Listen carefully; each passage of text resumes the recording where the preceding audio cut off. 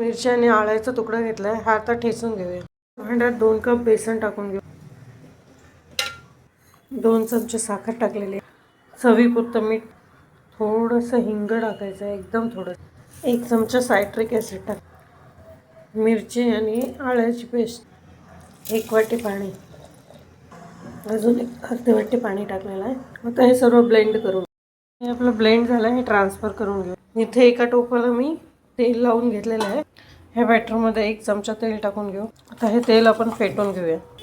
इथे मी पाणी स्टीम करायला, आता ह्या बॅटरमध्ये 1 चमच इनो टाकून घेऊया, फेटून घेऊया. आता हे फेटून एका डब्यात काढून घेतले, ज्याला तेल लावलेलं. आता स्टीम करायला ठेव. आता हे असं 20 मिनिटं स्टीम करून तडका करायला घेऊया. टोपात तेल गरम करायला ठेवलंय. राई टाकून घेऊया. राई तडतडले, मिरची टाक, कढीपत्ता टाकून घेऊया. साखर टाकून घेऊ 2 चमचे. थोडंसं मीठ टाकून, आता पाणी टाकून घेऊया. त्यात लिंबाचा रस टाकून घेऊया.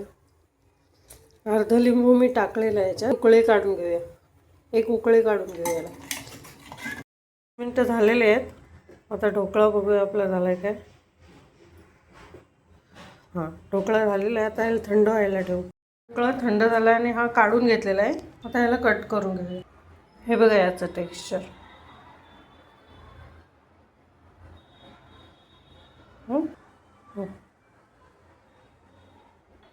त्यावरती हा तडका टाकून घेऊया आणि ओलं खोबरं असेल तर ओलं खोबरं टाकून घेऊ. रेडी.